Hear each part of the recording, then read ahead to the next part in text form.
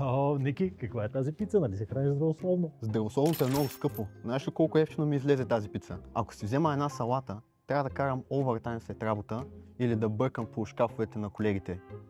Ей, сам да съм пипнал шкафчето пак. Вики, какво да правим? Служителите ни се хранят ужасно. Чела съм в сайта на Eat and Read, че ваучерите за храна могат да помогнат. Те се дават над заплата и фирмите не трябва да плащат данъци и осигуровки на тях в определен лимит. Така, продължавай. А служителите ги възприемат като бонус и не ги жалят толкова. Така ще могат да спазват по-скъпи и по-здравословни храни.